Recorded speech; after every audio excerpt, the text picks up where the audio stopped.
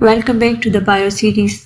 आज हम डिस्कस करने वाले हैं chapter 10 form and functions in plants के important MCQs.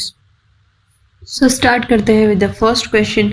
It is found essentially in organic compounds. Organic compounds वो कंपाउंड्स होते हैं जिसमें कार्बन और हाइड्रोजन प्रेजेंट हो।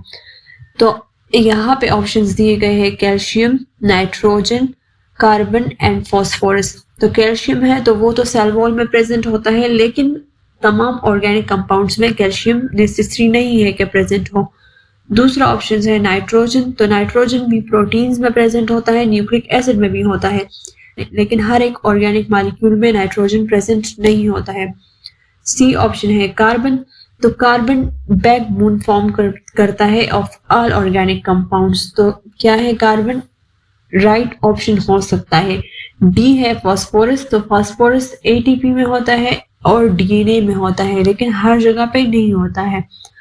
तो C option is the right option. It is found carbon found essentially in organic compounds. Second question है chlorosis occurs due to deficiency of. First देखिए कि क्लोरोसिस क्या है। क्लोरोसिस वो कंडीशन है जिसमें प्लांट्स येलो हो जाते हैं due to the loss of chlorophyll.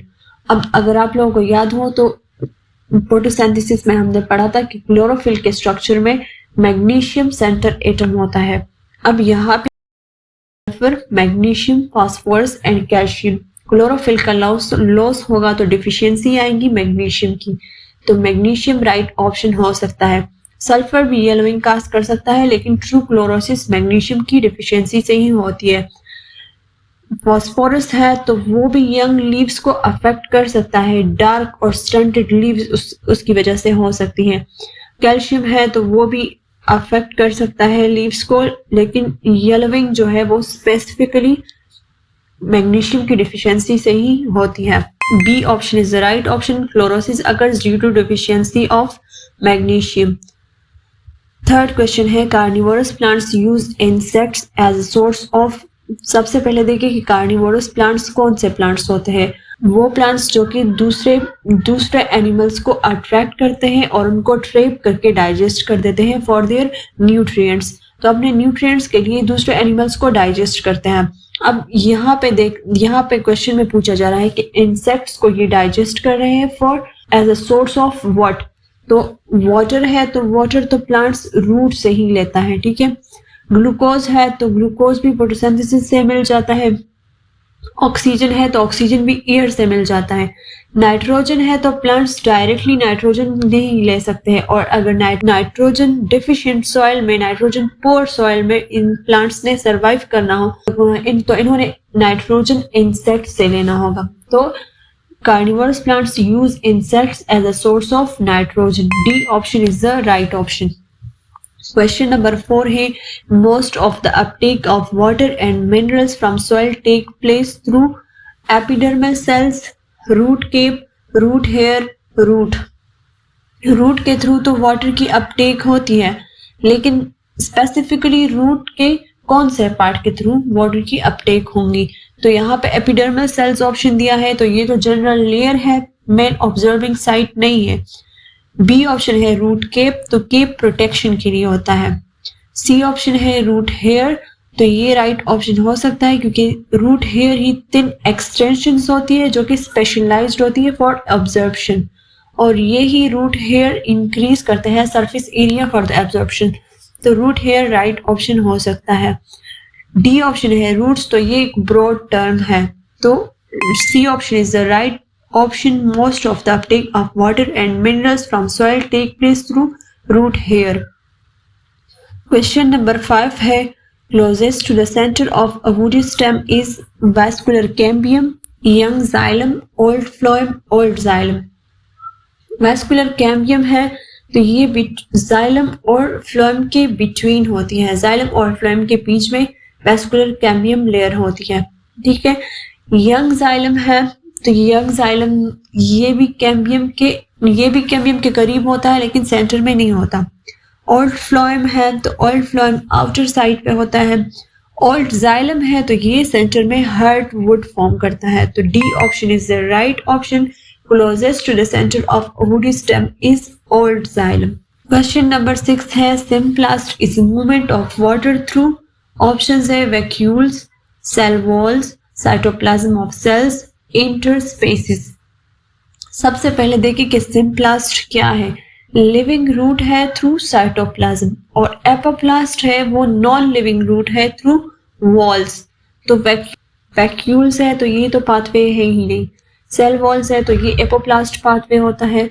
Cytoplasm of sales तो ये राइट ऑप्शन हो सकता है क्योंकि cytoplasm of the cells connected होते हैं वाया प्लाज्मोडेस्माटा और इनके थ्रू मूवमेंट को सिम्प्लास्ट ही कहा जाता है। डी ऑप्शन है इंटरस्पेसिस, तो इंटरस्पेसिस एपोप्लास्ट का पार्ट है। तो C option is the right option. Symplast is movement of water through cytoplasm of cells. Question number 7 है guard cells are only epidermal cells having. Guard cells वो सेल्स होते हैं जो कि गैसियस एक्सचेंज के लिए स्टोमेटा को ओपन और क्लोज करते हैं, उनकी ओपनिंग और क्लोजिंग को कंट्रोल करते हैं। तो अब गार्ड सेल्स वाहिद एपिडर्मल सेल्स है जिसमें कौन सा ऑर्गेनेली होता है। ऑप्शन है वैक्यूल, तो वैक्यूल तो सारे सेल्स में होता है। बी है क्लोरोप्लास्ट, तो क्लोरोप्लास्ट फोटोसिंथेसिस के लिए यूज होता है। तो गार्ड सेल्स फोटोसिंथेसिस करते हैं to open and close stomata. तो क्लोरोप्लास्ट राइट ऑप्शन हो सकता है। सी ऑप्शन है साइटोप्लाज्म, तो साइटोप्लाज्म हर लिविंग सेल में होता है। लीकोप्लास्ट है तो ये भी स्टोरेज प्लास्टिड है। तो राइट ऑप्शन क्या है? B option is the right option. Guard cells are only epidermal cells having chloroplasts. Question number 8 है the sugar moving through phloem is mostly glucose, sucrose, maltose, lactose. Plant mostly sucrose के form में sugar uptake करते हैं। तो sucrose is the right option. Transport form of sugar is sucrose in plants. The sugar moving through phloem is mostly sucrose. Question number 9 है succulent tissues are formed in. Succulent tissues वो tissues होते हैं जो water को अपने अंदर store कर देते हैं फॉर ड्राई कंडीशंस। जब वाटर अवेलेबल ना हो तो उस कंडीशंस में प्लांट सरवाइव कर सकेगा। तो ये टिश्यूज उन प्लांट्स में होंगे जो ड्राई कंडीशंस में, जो वाटर डिफिशिएंट सॉइल में सरवाइव कर सकते होंगे।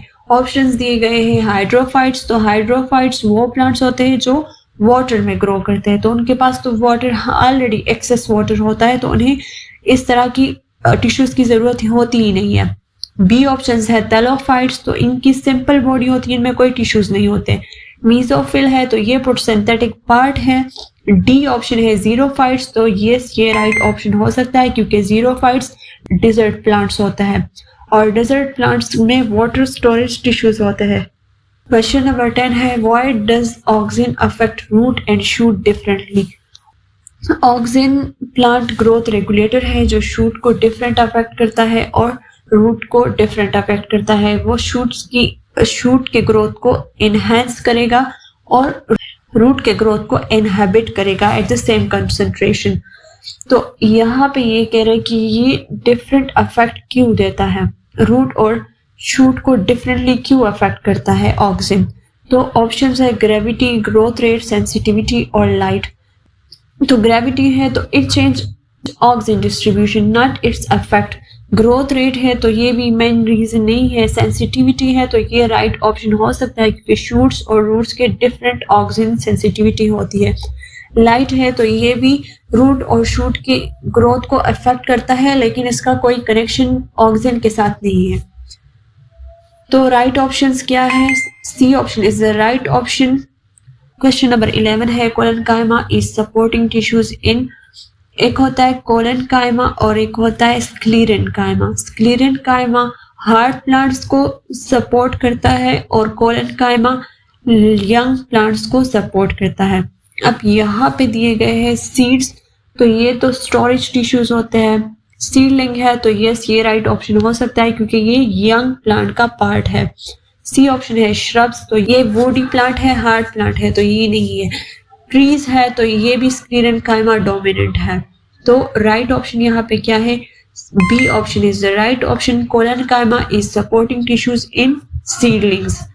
क्वेश्चन नंबर 12 है the phenomena of growth includes differentiation, elongation, maturation and decomposition.